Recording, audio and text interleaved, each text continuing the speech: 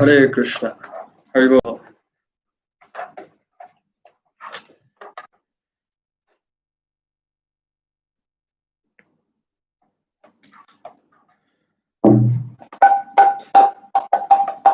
Namo Vishnupadhaya Krishna Peshtaya Bhutale Srimate Bhakti Vedanta Swami Niti Namo Vishnupadhaya Krishna Peshtaya Bhutale Srimate Bhakti Vedanta Swami Niti Namaste Saraswati Deve Gauravani Pujarine Nirvishesha Shunyavadi Paschatya Deshatarine Namaste Saraswati Deve Gauravani Pracharine Nirvishesha Shunyavadi Paschatya Deshatarine Jaya Shri Krishna Chaitanya Prabhu Nityananda Shri Advaita Gadadara Srivasadi Gaur Bhakta Jaya Shri Krishna Chaitanya Prabhu Nityananda Shri Advaita Gadadara Srivasadi Gaur Bhakta Hare Krishna Krishna Krishna Hare Hare Hare Rama Rama Hare Hare Hare Krishna Krishna Hare Hare Hare Rama Rama Hare Hare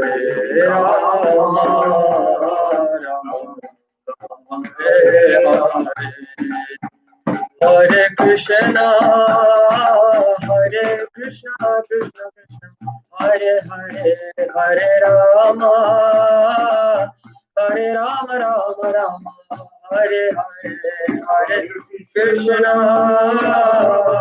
Krishna Krishna Hare Hare Hare Rama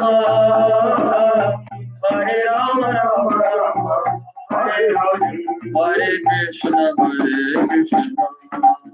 Krishna Krishna Hare Hare Hare Rama Rama Rama Hare Hare Hare Krishna Krishna Krishna Hare Hare Hare Rama Rama Rama Hare Hare Hare Krishna Krishna Krishna Hare Hare Hare Rama Rama Hare Hare Hare Krishna Krishna Krishna Hare Hare Hare Ram Ram Hare Hare Krishna Krishna Hare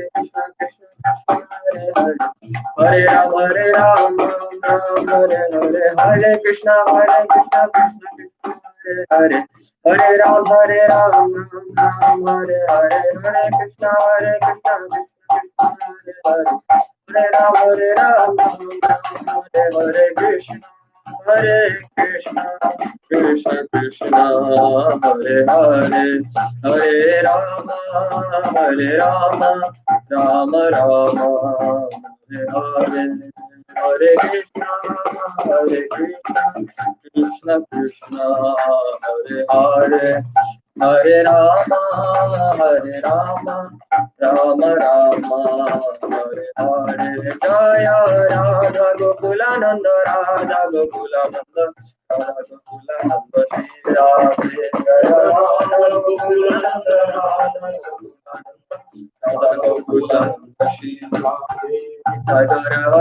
Jaya Jaya Prabhupada, Prabhupada, Prabhupada, Jaya Jaya Prabhupada, Prabhupada, Prabhupada, Jaya Jaya Nitai Gaura Hari Bol, Hari Bol, Nitai Gaura Hari Bol, Hari Bol, Hari Bol, Nitai Gaura Hari Bol. Shri Hari Nam Sankirtan Yajna ki jai, Hare Krishna Mahamantra ki jai, Srila Prabhupada ki jai. The bit that plays when we next see the video. Hare Krishna, Hari Bol. Thank you everyone for joining. Thank you very much, Shiva Prabhu, Shashi Mataji, and Anuradha Koli Mataji. Really appreciate it.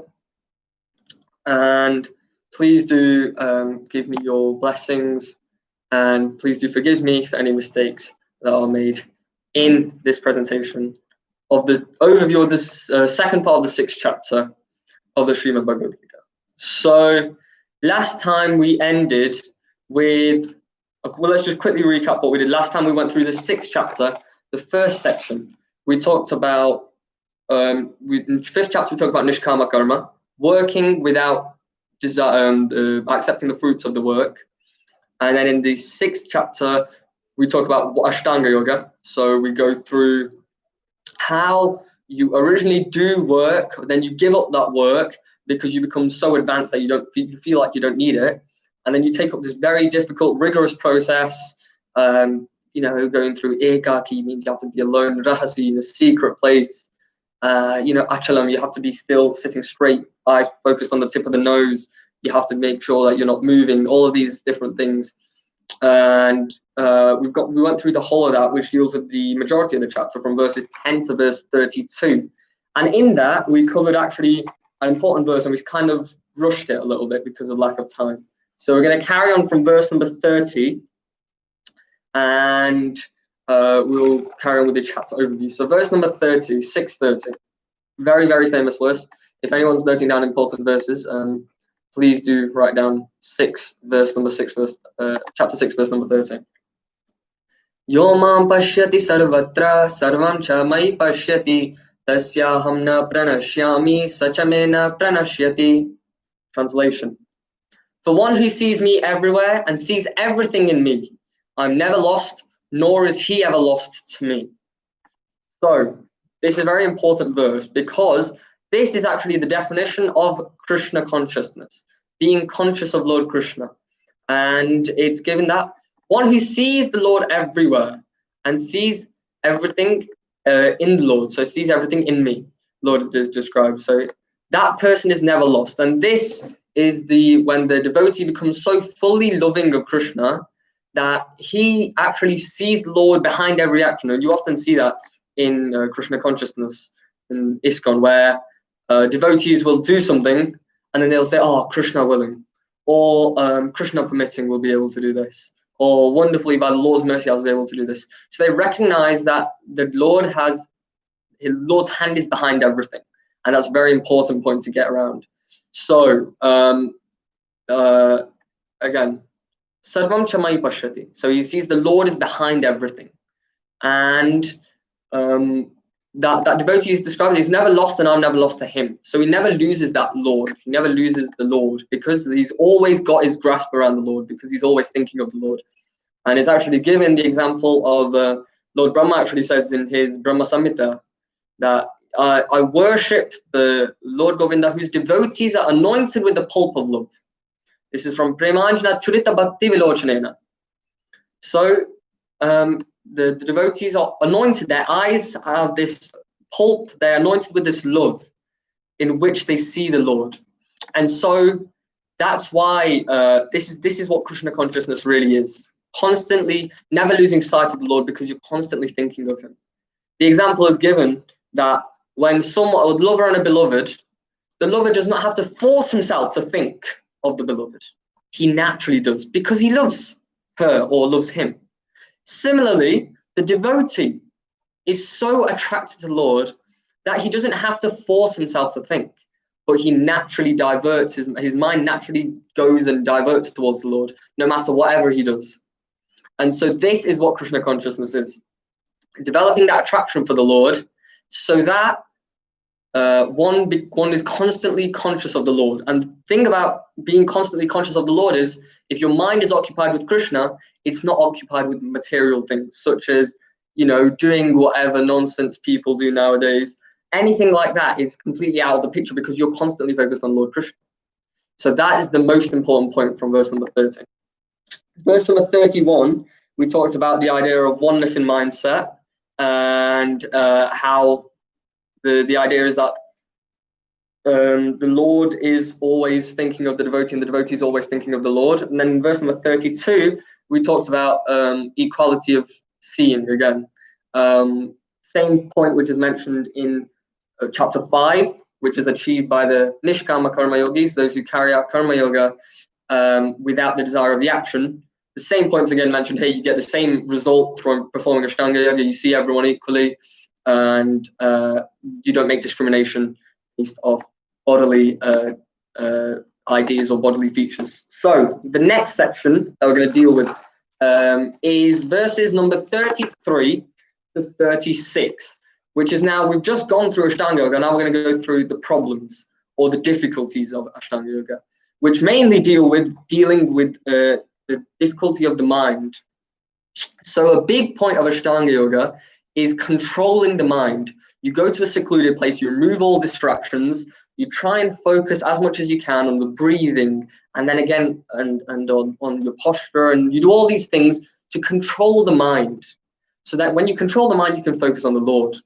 So for example, pranayama, which people nowadays are still picking up because it's something quite important, especially in a world where things are happening 24/7, information is received instantly.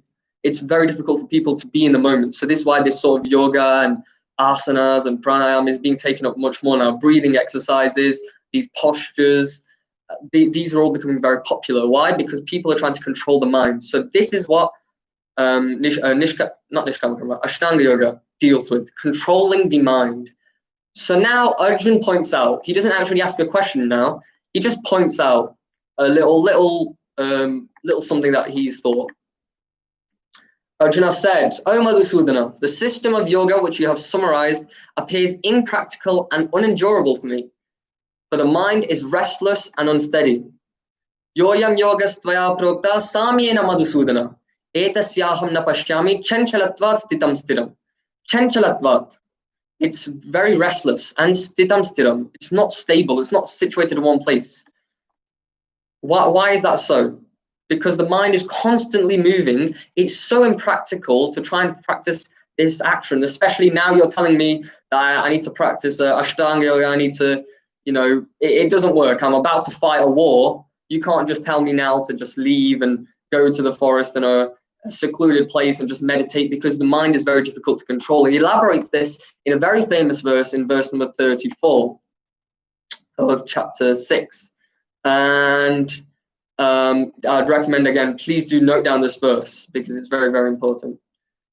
Chanchalam hi mana Krishna pramadi balavadridam tasyaham nigraham manye vayoriva sudushkaram.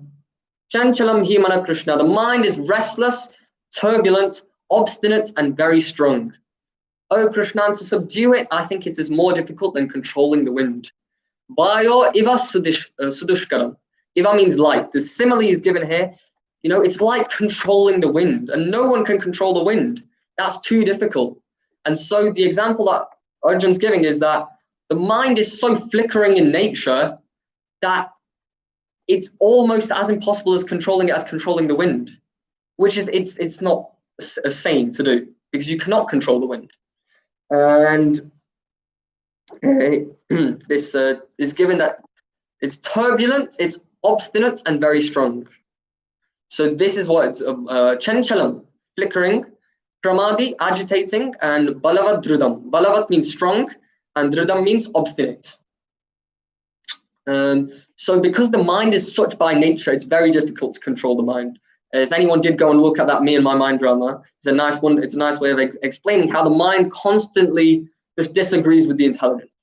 You think I'll do this, and the mind says, no, don't do that homework now. You got until Monday. Just do it on the last day of the weekend, and then you can do it the last day before holidays. You got another 7 days. Just do it later. Like that. That's the mind is constantly acting recklessly, and it's very difficult to control because it's very strong. And then I'll go, oh, you know what? I've got enough time left. I'll do the homework on Sunday anyway, and then we can see the problem of that. So this is very very strong and obstinate, and it's also always flickering. One day the mind will say, okay, do this now, and as soon as you do that, the mind will say, actually, no, what, do something else. It's always flickering. It's not situated in one place. It's constantly wandering, and so it's very difficult. It's like controlling the wind, which is of course impossible. And verse number 35, Krishna goes through this. I'm just going to read out the translation. Krishna goes through the idea of how one can actually control the mind. So Arjun has just pointed out now that the mind is very difficult to control. So Lord Krishna says, "O mighty armed son of Kunti, it is undoubtedly very difficult to curb the restless mind, but it is possible by suitable practice and detachment. Asamshayam mahabaho manur dunir durnigraham chalam abhyasena tu kaunteya vairagyena chagrahite." Abhyasena means by practice. Vairagyena means by detachment. So any yoga practice actually, but more importantly in controlling the mind, because that is part of this yoga, in Ashtanga yoga in particular, controlling the mind, it has to be done by abhyasa and vairagya. Abhyasa means by practice and vairagya means by detachment. So important point to mention now is Arjun's just said, it's very difficult to control the mind. I think controlling the mind is like controlling the wind, which is impossible. So this is what Arjun's just said. And now Lord Krishna just backs this point by saying, yeah, you're right. It's actually very difficult, but it's possible by suitable practice and detachment. And if you can practice of like ekaki, you have to go alone, rahasi, secluded place. You have to go through all of these different things, deer skin, kusha grass, a seat that's not too high, not too low, eating very little, sleeping very little, not too much, not all of these things. This practice is very difficult. But if we practice engaging our senses in devotional service, that's a lot easier. And so, abhyasena in that case, where you engage the mind and the senses in activity to serve the Lord, that is much, much easier than practicing Ashtanga yoga. That's a very important point to make, because empty mind is devil's den. If you have nothing to do, your mind will wander. But if you keep yourself busy, then your mind has no time to wander. So if you keep on engaging yourself in Krishna consciousness, you don't have time for material life. That means that it's so much more practical and important to carry out the practice of Krishna consciousness and engage in the 9 processes of devotional service, which we can talk about a little bit later. But in this devotional service is so important. And Arjun's saying himself now, Arjun's saying, I think it's very difficult to control the mind. I think it's more difficult than controlling the wind. Sorry, my mind's going so fast that even my mouth can't keep up with me right now. So I think it's so difficult to control the mind. And Arjun's saying this. Now, it's important to make the second point is, Arjun is not any like layman.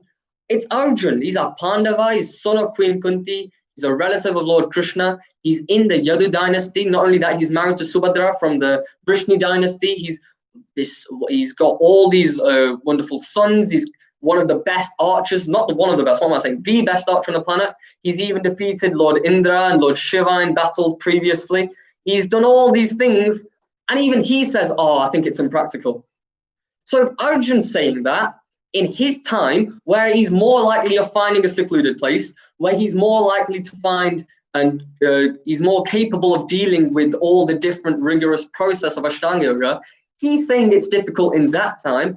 And now we're in the 21st century in Kali Yuga, and we can't say it's any easier. It's 20, 30, 50 times more difficult compared to that.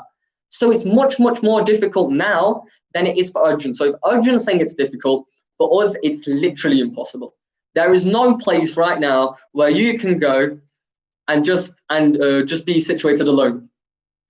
Even there's almost, if they're not almost everywhere, but everywhere people go, they will try and survive a day without your smartphone. It's impossible. If you forget your phone, you might think for the first 5-10 minutes, oh no, I've left my phone. But afterwards, you'll actually feel quite peaceful because you don't have your phone on you anymore. So this is the problem.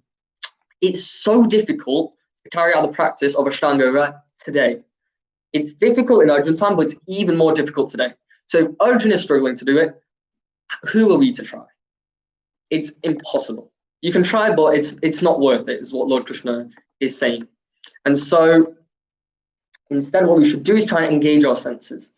And then again, this is also kind of mentioned again through the point of vairagyam, detachment. How can we detach? We detach from material things. So instead of detaching from material things in Ashtanga Yoga by giving up everything, we detach from the material things by engaging in the spiritual things, which is a lot more practical. So abhyasena and vairagyena. And then Lord Krishna mentions again in verse number 36, the one whose mind is unbridled, self-realization is difficult work. But he whose mind is controlled and who strives by appropriate means is assured of success. That is my opinion. And so Lord Krishna uses this technique very many times. He goes, if you do this, then you're like this, and if not, then you're like that. It's the opposite. So you're giving the opposite. So the first he's given that one who is mind is unbridled, mind is not controlled, mind is reckless. For that person, self-realization is very difficult. But one whose mind is controlled, it's not so difficult, because if he carries out the right means, he's going to get success. And so the example that's given, the analogy often that's used by acharyas in this case, is trying to perform yoga with material desires is trying to ignite a fire by pouring water on wood and by pouring water on the wood. So if you're trying to engage in yoga or yogic practice, as in Ashtanga Yoga especially, without controlling your mind with material goals is the most important point there, with material goals, it's like trying to set a fire to wood by pouring water on it. There's no way you're going to set fire to wood. It's not going to happen. So that is the problem. If you set a goal as material, yogic practices just simply do not work. In that case, you will fail because your goal is material. Yoga's point is to connect with the Supreme. And so that's the very important point. And how can one engage yoga? By practicing and engaging the mind in Krishna consciousness. So the example is a wonderful example of a devotee who controlled the mind is Ambarish Maharaj. And there's this wonderful verse from Srimad Bhagavatam given, Savai Mana Krishna Padaravindayo, that you can go and have a look at the exact way, how he engages he's using his hands to go and clean the temple, and how he's going to engage, he engages his thoughts in his mind on the lotus feet of the Lord. He engages his hands in massaging hands is cleansing the temple. And so he engages his senses, and through practice of devotional service, he engages his senses in Krishna consciousness. So a yoga practitioner cannot easily achieve success without becoming Krishna conscious. That's the point that's taken from those two verses. And so from verse 33 to 36, we see the difficulties in controlling the mind. And so that's one of the biggest problems of Ashtanga Yoga. It's quite difficult to control the mind, which is why asana and pranayama are so important as part of the Ashtanga Yoga process. And so that's verses 33 to 36. Now the next section, verses 37 to 45, deal with success and failure on the yogic path. And Arjun now asks a question. Arjun asks in verse 37, "O Krishna, what is the destination of the unsuccessful transcendentalist, who in the beginning takes to the process of self-realization with faith, but who later desists due to worldly mindedness and does not attain perfection?" So let's say you try this path, Ashtanga, you give up your activity and you practice it, but for some reason or other you are deviated. Not because you're evil. So the point is not you go and then you become an evil person afterwards, then what happens? You take to this path, but just because the mind is so difficult to control, you end up falling. You end up going off the path, and you just end up giving it up, and you don't attain perfection. What happens to that person? And then he elaborates on this question in the 38th verse, which is, "O mighty Krishna, does not such a man who is bewildered from the path of transcendence, fall away from both spiritual and material success, and perish like a riven cloud with no position in any sphere. So, the point that Arjun makes now is they've given up their prescribed duty. They've given up the duties that they should be carrying out. And so when they give up those sorts of duty, surely they're not going to gain any material success, because they're not going to gain any punya or any piety or any of these, again, material. On the material level, they're not going to gain anything. But maybe because they've also not finished on the yoga, the transcendental platform, on the spiritual level, they're also not going to gain anything, right? Because they're going to disappear from the material side of things, and they won't get material success, and they're going to disappear from the spiritual side of things.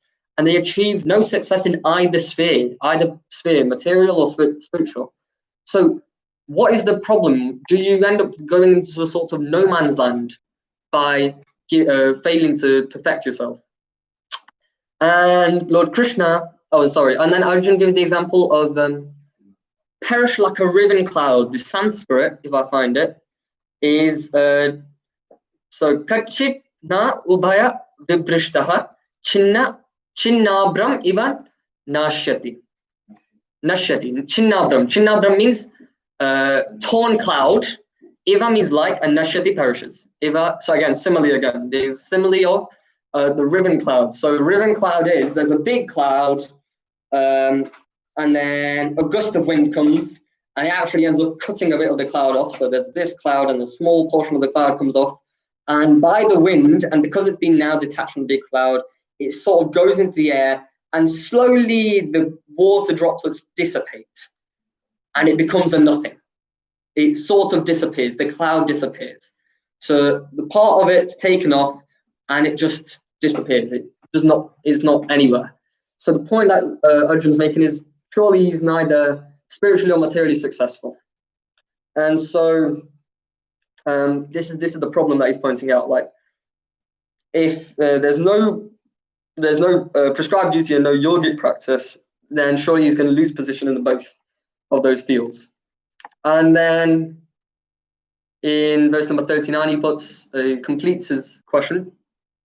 This is my doubt, O Krishna. I ask you to dispel it completely, but for you, no one is to be found who can destroy this doubt. But for you, as in, no one else but you can destroy this doubt. Because, important point to mention, Krishna is Supreme Personality of Godhead. His position as Supreme is reinstated in that verse, because he knows past, present, and future. So therefore, he can clarify all doubts. And he is omnitemporal. And Lord Krishna mentions, and he answers in verse number 40, which is one of my dad's favorite verses, actually. And he answers in verse number 40. I'll just read out the Sanskrit. Parthanevaiha namutra vinashastasya vidyate nahi kalyanakrit kashchid durgatim tata gacchati. The Supreme Personality of Godhead said, Son of Pritha, a transcendentalist engaged in auspicious activity does not meet with destruction, either in this world or in the spiritual world. One who does good, my friend, is never overcome by evil.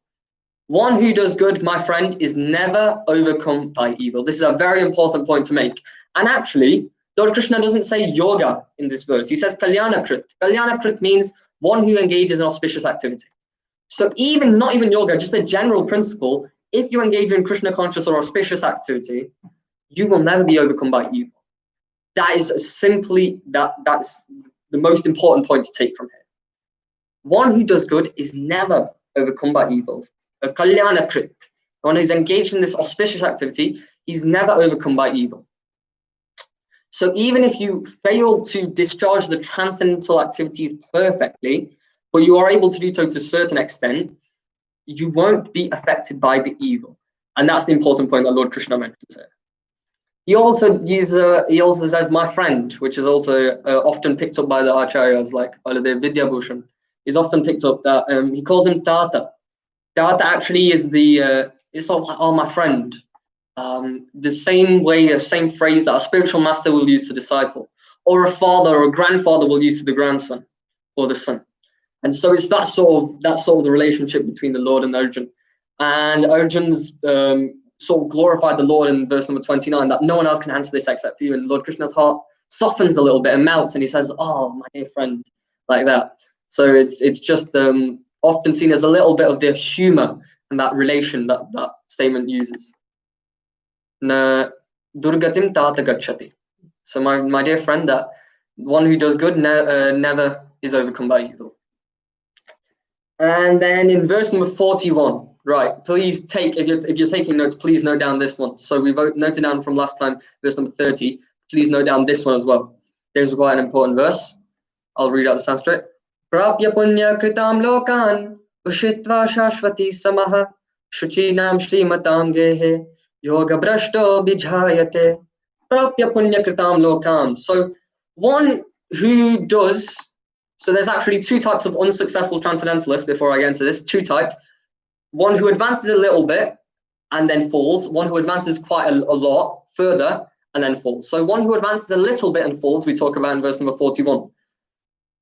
The unsuccessful yogi, after many years of enjoyment on the planets of the pious living entities, prapya punya kritam lokam, punya kritam. He goes into these pious activities, lokam, the planets where these pious activities happen, and he enjoys there for many, many years. And then after enjoying there for a certain extent, he's born into a family of Shuchinam Shrimatam Gehe. He's born in a house or family where there is Shrimatam, where they're prosperous, or they are pious. They are either born into a prosperous or pious house. So the Lord points out that this unsuccessful yogi, even though he might have lost, whatever punya he's got a little bit, he goes and enjoys those material desires. So those material desires are satisfied. And he enjoys these material desires, and he gets that opportunity to utilize some of his material propensity in this. But then after that, he takes in the verse of Shuchinam or Shrimatam. Shuchinam means pious, such as the Brahmanas or some family like where there's piety. Shrimatam means prosperous. So this is generally like the wealthy, the traders and merchants. And so he gets this opportunity to take birth in a family of piety or aristocracy. So that's the first person who is unsuccessful on the path of yoga after performing a little bit, only a little bit. So that's where they begin. So that's, sorry, I should have mentioned that. So if they do, like, let's say there's a scale from 1 to 100, they do 5%, then they will carry on from 5% where they left off.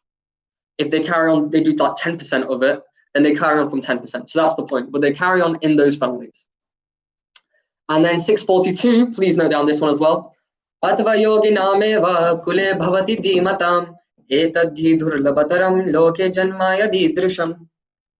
Or if unsuccessful after a long practice of yoga, he takes birth in a family of transcendentalists who are surely great in wisdom. Certainly such a birth is rare in this world. Durlabham. Durlabham means very rare. So that type of birth is very rare in this world, where he takes birth in a family of transcendentalists. And so this is a yogi who's done after a long time. He's practiced a while and then he's fallen. So he's much more advanced in the practice of yoga. And it's explained actually that these people are so much more advanced in yoga, and the reason for that is because they have deeper impressions of yogic practice because they have practiced deeper, which is simply logic. They've practiced more, so therefore they have deeper understanding. So the Sanskrit word that's often used here is samskara. Samskara means this impression. So they have these deeper impressions because they've practiced a bit more rigorously and a bit more longer and a bit more deeper. So that's the reason that they take birth in these types of families. And again, same point, no loss. They carry on from where they've left. So the first one does a little bit and he takes birth in a family which is a little bit less. Then the second person who does practices longer and he takes birth in a family which is a little bit more advanced than the first person, because that's where they've left off. So you carry on from where you left off. Let's say like I do a little bit of work today, I can save it, I'll come back to it tomorrow, I don't lose it. So you don't actually lose it. The point that Krishna makes, which he will again emphasize later on, that there is no loss in the practice of yoga. So he takes birth in a transcendental family. And it's important to recognize that because of the serious yoga practice, the family he takes birth in actually generally facilitates that practice because he's much deeper. And so this is a very important point to mention as well. And the reason it's deeper, in practicality, if you want to look at the practical reason it's deeper, is because the Shuchinam or Shrimatam, which is given to the wealthy birth or the pious birth, which is given to the first yogi A, who is done only a certain bit and then fallen, that birth does not involve a transcendental childhood. Whereas the second birth for Yogi B, who's gone a lot further in his devotional practice, in his yogic practice, he falls down. And in those families, they facilitate Krishna consciousness, not Krishna consciousness necessarily, but yogic practices from childhood. And that's what makes, if you want to look at the practical difference from just our point of view, we'll just see that these families, they engage the children in these sort of things, so yogic practices. And Lord Krishna emphasizes again, clarifies, about the Yogi B, who is yogi, the second type of yogi, who has taken birth after performing a lot more yoga, but still failing. On taking such a birth, he revives the divine consciousness of his previous life, and he again tries to make further progress in order to achieve complete success. So it's given that because of Paurva Dehikam, because of his previous body and previous activities, he now wants to carry on those activities. So often these people, they see a natural inclination into the yoga practice. Just like whoever's joined this YouTube, for example, today, they wouldn't be here unless they had a natural inclination. It's 16:38, it's 4:38 on a Sunday evening. Most people have school or work starting tomorrow as well, and there's no reason to be here unless you want to be here. So this attraction, it's actually explained that anyone who comes into Krishna consciousness has had it from somewhere in a previous birth. The fact that you are on this call now guarantees that in your last birth you were doing something Krishna conscious. And also the next birth you will be, if you take another birth. You might not take another birth, you might just go straight to Goloka Vrindavan in this body. And so it's so important that these people, they carry on. They finish and they go and try and carry on. So they finish whatever they finish in a lifetime, they take birth in another body and they try and carry on. And it's actually mentioned, which is a little bit more of a technical point, but the average devotee, if you like, not in Krishna consciousness, but the average person who practices, the average yogi, he takes around about 3 lifetimes. The average yogi. So he starts off, let's say, if we're talking about yoga ladder, he takes maybe first lifetime, he's a little bit more on the karma, jnana side, and then in the second one, he might go into the ashtanga, but at the end, he comes to bhakti. And so you go through the average of around about 3 lifetimes generally, if one practices. That's, again, very risky. In every single lifetime, there is a chance of getting stuck in the Maya. But the point is, there is no loss on this path. And that, again, is emphasized in number 44. By virtue of divine consciousness of the previous life, he automatically becomes attracted to yogic principles, even without seeking them. Such inquisitive transcendentalist sounds always above ritualistic principles of the scriptures. So just to emphasize that point, the point is, he actually has that natural inclination from a previous birth. And so he quickly attaches himself. You might see often, sometimes when you're explaining something from Bhagavad Gita to other people, or other people explain to you, you might see that when people are explaining, there's someone who actually, if you think materially, they've only been listening for 2 months, let's say. They've only been practicing for 2 months, but all of a sudden they are acting like levels beyond. They're not acting, they are practicing levels beyond in devotional service that most people would think. And you might think, oh, why has that happened? Because they have a natural inclination and they are carrying off from where they left. So, exactly, some people come and they actually switch so quickly to chanting 16 rounds. And some people, they struggle to give up, give up tea and coffee and chant 16 rounds for years and years and years, because it's where you're at. Everyone's not at the same level in the practice of devotional service. Everyone's at different places. They're all in their own different unique positions on this path. And so the point is that progress is guaranteed on this path. And even without seeking the yogic principles, they are attracted to yogic principles. And the other important point that's mentioned is, one who is so inquisitive, he stands above the ritualistic principles of scripture. What does that mean? So because he's already practicing, he's above the karma kanda section of the scripture. Karma kanda section deals with, you do this, you get this. You do this, you get this. You do this, you get this. This person's already beyond that. So he takes a birth in a family which is beyond that as well.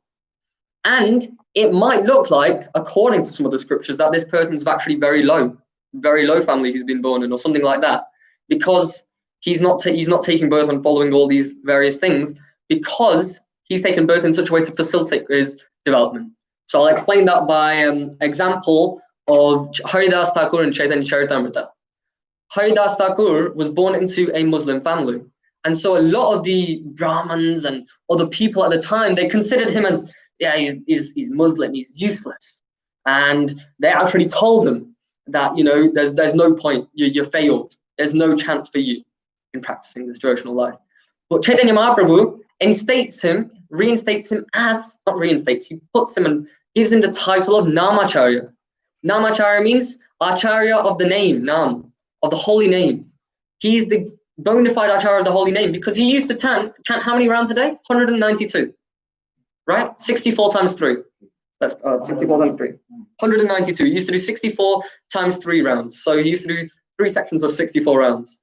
And if you do the math, so 16 rounds takes 2 hours, approximately. 16 rounds takes 2 hours. 64 rounds takes approximately, therefore, 8 hours, times it by 4. And 64 times 3 rounds, or 192 rounds, will take 8 times 3 hours, 24 hours. So he was spending basically the entire day chanting. So he was chanting all the time, 24/7. And he's one of the most elevated devotees. And Chaitanya Mahaprabhu he's very dear to Chaitanya Mahaprabhu. So the point is, although he might look like, according to ritualistic scriptures, that, you know, he's taken a low birth in taken a birth in a family which is quite low and unnecessary and not great for his practice, he's actually very, very elevated because his level is such that he doesn't need all these things to hold him back, so he goes even deeper. So that's a very interesting point. He's past the level of the scriptures. And these verses basically reinstate the same point which Lord Krishna mentioned in Neha Vikramanashvasti, Bhagavad Gita chapter 2 verse 40. Neha Vikramanashvasti pratyavayo na vidyate svalpam apyasya dharmasya trayate mahatobaya. In this endeavor, there is no loss or diminution. And any advancement on this path, any little advancement on this path, can save someone, trayate mahatobaya, protect someone from the greatest type of fear. So that's the important point, which is being reinstated over and over and over again. And so we discussed why it got a natural inclination, they're greater than the karmakanda principles, and they carry on because of their previous birth. So that's what's explained in verses number 44, in verse number 42 to 44, about the yogi with the deeper understanding. And then we finally conclude this section with verse number 45. And when the yogi engages himself with sincere devotion in making further progress, being washed of all contaminations, then ultimately achieving perfection after many, many births of practice, he attains the supreme goal. So the point is mentioned that if the yogi carries on this path, he carries on, maybe first life he does 3%, second life he gets to 10%, third life he gets to 20%, etc., etc. After carrying on practicing like this, he'll be able to attain the supreme goal through these through this yogic path. So yeah, the important point is for the yogi, it takes many, many lifetimes. The reason I said 3 lifetimes is because Bhaktisiddhanta Saraswati Maharaj gives the example that for those yogis who have just come off after finishing Ashtanga, so I don't know if someone's starting from Jnana or wherever they're starting from, one who's generally just starting Bhakti, he takes 3 lifetimes. So it's not for any yogi, it's for the Bhakti yogi. The neophyte Bhakti yogi takes 3. Right, so that's the section 37 to 45, which deals with the failure of completing yogic perfection in the lifetime and what happens to those people. And then now we have its own little section. And good, we've got 15 minutes to discuss. For these 2 verses, originally when I was preparing, I thought, oh, okay, we've done up to verse number 45, only 2 verses, easy peasy. We've not got much to talk. And then I saw the purports and people talking, and I was like, oh my goodness. These 2 verses are the most deepest verses in this chapter. Or they underline the most deepest point of this chapter. And so, if you can please note down verses 46 and 47, even more than 46 if possible, but 46 and 47. Because that's when we unlock the next level of our knowledge about. Now we've talked about these different types of yogis and who's the better yogi. And so I'll just read out the Sanskrit. Tapasvibhyodiko yogi jnanibhyopi matodikaha karmibhyashadiko yogi tasmad yogi bhava arjuna. Tapasvibhyodiko yogi. So greater than a tapasvi. Tapasvi means ascetic, or one who's carrying out these tapasya, austerity, and this Ashtanga yoga basically. And Jnani yogi, Jnani yogi, matodika. Jnana means the one who's trying to understand this empirical knowledge, or the we'll just keep as Jnana yogi. Empirical knowledge just means he's studying these, difficult parts of the Vedas, like various mantras and different things that are very complicated to understand. This is what Jnana yogi is. Yes, they're doing through analytical study of the Vedas. Yeah, we'll just summarize it simply. Just understanding that they're not the body, but it's empirical studies, the words that Prabhupada uses. And karmi bhyaschadiko yogi. So even the greater than a karma yogi, or a fruitive worker, tasmat yogi bhavarjuna. So you should become a transcendentalist, like beyond that. So a yogi is greater than the ascetic, greater than the empiricist, greater than the fruitative worker, therefore in all circumstances become a yogi. Okay, so this is an important point. So yoga, let's go back to definition of yoga. If anyone does remember definition of yoga, do put it in the chat. We'll see how many people remember before I mention it. So yoga, the point of yoga is that we progress and develop, and we talked about the idea of a yoga ladder, and that these yogas are not separate, but they're intrinsically linked one after the other as a chain of development, so that one starts off in one place and goes finally in the end to the Lord. So no one's actually put it yet. Yoga, purpose of yoga is connection to the Supreme. We link our consciousness with the Supreme Lord. So in Karma Yoga, what we do is we do fruitative work, but we link our consciousness with the Lord. In Jnana Yoga, we do empirical. We do the empirical side, and we try and link our relationship with the Lord. So through understanding of, I'm not this body and various things like that. And then in Bhakti Yoga, through devotional relationship, we connect ourselves with the Lord. These are the different types of yogis. And again, Ashtanga Yoga, you do connect yourself with the Lord through practice of meditation. So these are different practices and ways of connecting with the Lord.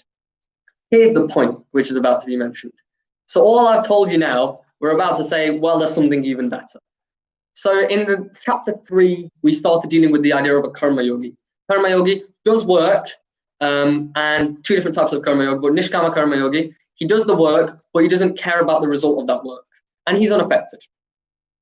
Then the Jnana yogi, with his understanding and analytical study, he tries to learn and develop more and more with the Lord. And then the Ashtanga yogi, we just went through the 6th chapter. He goes through all of these things and tries to connect himself with the Lord. However, there is a problem. The karma yogi, when he does fruitative work, although it's very practical, and Krishna pushes for it a lot, and Krishna does mention it later on in the chapter, the karma yogi, the problem is there, you might do fruitative work, it's very hard to detach yourself from the fruit of the work. So the problem on that path is detaching yourself from the fruit could be a little bit difficult. With the Jnana yogi, you can carry out Jnana yoga, but you may never realize actually, if you don't understand properly, that the purpose of spiritual understanding and development and this analytical study is to connect yourself with the Lord. And so there's that problem, and you might become a little bit proud of yourself. And then with the Ashtanga yogi, you might try and perform meditation, but you might want to achieve some sort of siddhis and perfections and little capabilities where you can, do various magic tricks, if you'd like, with nature. And so there's a little bit of a problem, which is that you technically could do karma yoga, but not do the yoga part by connecting it with Lord Krishna. You could do the Jnana yoga, but forget to do the yoga part, which is connecting with Krishna. And you could do the Ashtanga yoga, but without the yoga. So all of these paths you might do without connection, without relation to the Lord, which is a little bit difficult. Whereas Bhakti yoga, in definition, means that you're connected to the Lord. And so that's why Bhakti yoga is more emphasized, which is engaging in the devotional service. And that's why it's praised here. And then it's explained even more clearly and deeply in verse number 47. Please, if there's one verse you're going to memorize from this chapter and you don't like memorizing verses, at least memorize just this one verse, 647. I'll read out the Sanskrit. Yoginam api sarvesham madgatena antaratmana shraddhavan bhajate yomam sameyukta tamo mataha.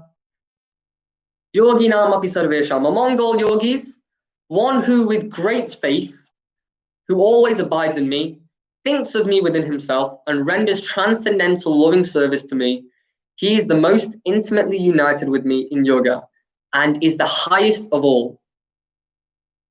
That is my opinion. Sameyukta tamomata. That, in my opinion, he is considered to be the greatest.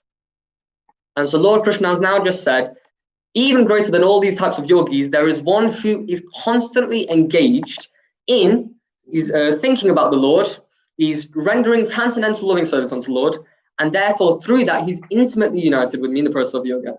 And that person is the highest of all, and that person is the bhakti yogi. And I'm not going to go into the technicalities of it because it's quite deep and quite philosophical. But if we put simply, what we need to recognize is there is a yoga ladder. There are different rungs on this ladder, different levels of understanding. And so you may start off with a karma yoga understanding. You may develop that into a jnana yogi understanding, or you may go through an ashtanga process. You might go through these processes. But yoga's purpose is to connect oneself with the Lord.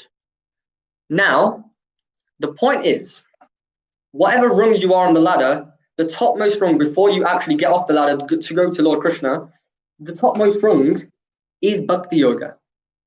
And so intrinsically, by carrying out yoga, you're anyway going to try out, you have to get to the stage of bhakti yoga before you get to the Supreme Personality of Godhead. Therefore, if you start off with bhakti yoga, you can carry on exactly from that rung and then go to the Supreme Personality of Godhead. And therefore the bhakti yogi is greater. Because the purpose of yoga actually means, if you'd like, yoga actually means bhakti yoga, because that's the end goal of it, or the end part of it, bhakti, carrying out with devotional service. And so it's quite a difficult idea to get through sometimes, the idea that actually these things are not, competitive with each other, but rather they sort of function together to form a ladder. So you go from one rung to the next level of understanding, etc., etc.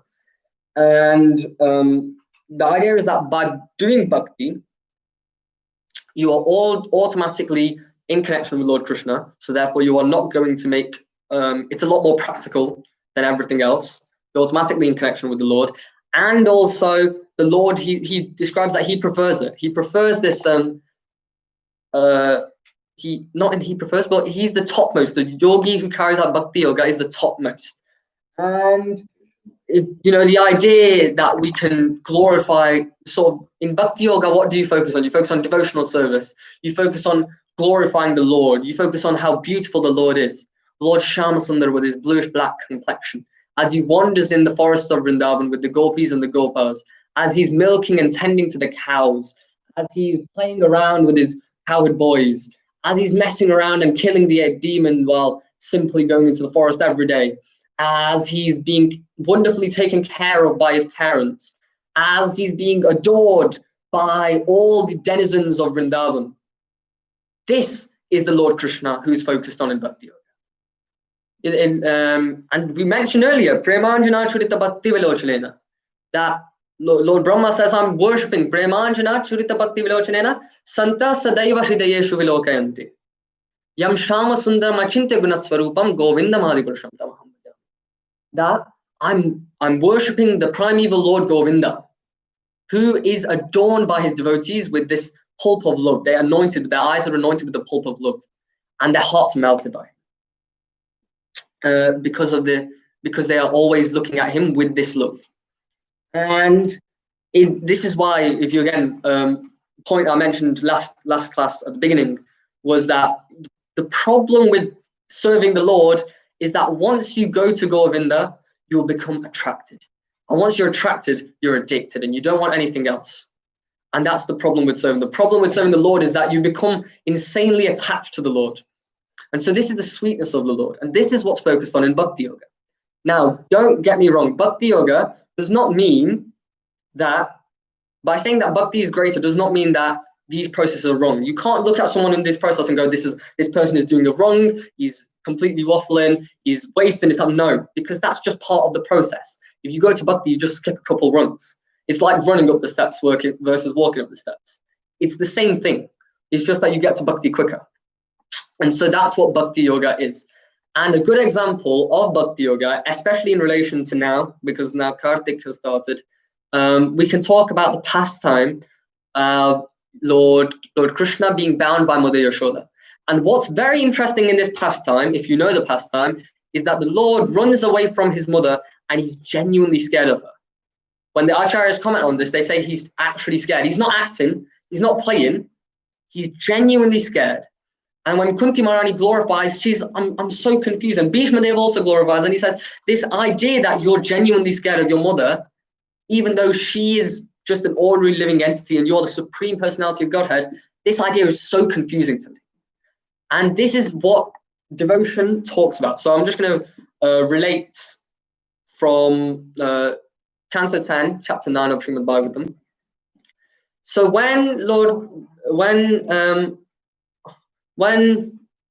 shall I read the translations, is that? Or should I just explain the point? What time have we got? Okay, so Mother Yashoda, she's running after Krishna, and she goes and she actually catches Krishna. And not only does she catch Krishna, but she binds him in the end to a wooden grinding motor. And it's explained that all these yogis and jnanis and those who are very, very elevated, what to speak of yogis and jnanis, but even the great demigods, the greatest of demigods, like Lord Shiva and Lord Brahma, they try like anything. And they try like anything, and they just about get to Lord Krishna. It's given that they might get to just the feet of the Lord, the tip of the toenail on the lotus feet of the Lord. That's how far they get. But Mother Yashoda, she has managed to not only do that, but she was going and catching Krishna and binding him. And yep. Yeah. So that's what I'm trying to say. Yeah. That's why. So yogis and jnanis, they get just the tip of the lotus feet. The point is, no matter whether they're Brahma or Lord Shiva, Lord Brahma and Lord Shiva, no matter how great they are not allowed to tie. They're not allowed to tie Lord Krishna. They're not allowed to tie Lord Krishna, right? No matter how elevated they are, and they can never go and they can't tell off Lord Krishna. They can't do any of this. Yes, they are great devotees of the Lord, but they are not able to get to the Lord in the same way that Mother Yashoda is. And this mercy, which is received to Mother Yashoda, is being greatly praised by Parikshit Maharaj. No, by Shukadeva Goswami, sorry. Because the position that Mother Yashoda is in to serve the Lord by not serving the Lord, if you'd like. She's in what's often described as this idea of yoga maya, you might have heard. Maya means to disconnect from the Lord. Yoga means to connect with the Lord. Yoga maya is connection through disconnection. So by not knowing that he is God, she's able to satisfy the pastime better. So by being disconnected, by not knowing he is God, because if he's God, then why would you go and capture and bind him? You let him do whatever he wants. Then where's the pastime in that? Where's the fun? So by not knowing he is Lord, she is able to go and carry out such wonderful pastime where even the Lord is running away scared of her. And the Lord, again, in the end of the day, fear personified is fearful of the Lord. That's how great the Lord is.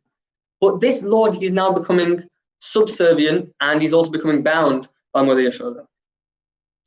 So this is the important point again about bhakti yoga. Those who are engaged in the devotional service, they're the greatest, in the topmost yogi, and that's the really important point to mention. So without further ado, I'd like to close this class. And if anyone has any questions, comments, or corrections, please do put them in the chat. I'll wait for a minute. And if not, we will see each other. Where is it? Third Sunday of the month, which this month is 15th November. So we'll discuss chapter 7.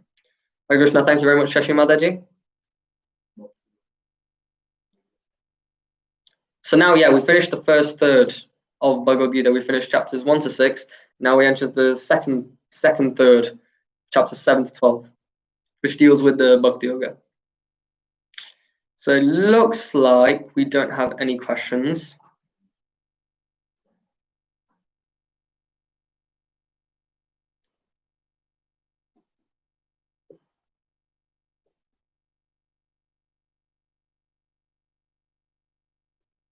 Okay, I don't think anyone else has any questions. So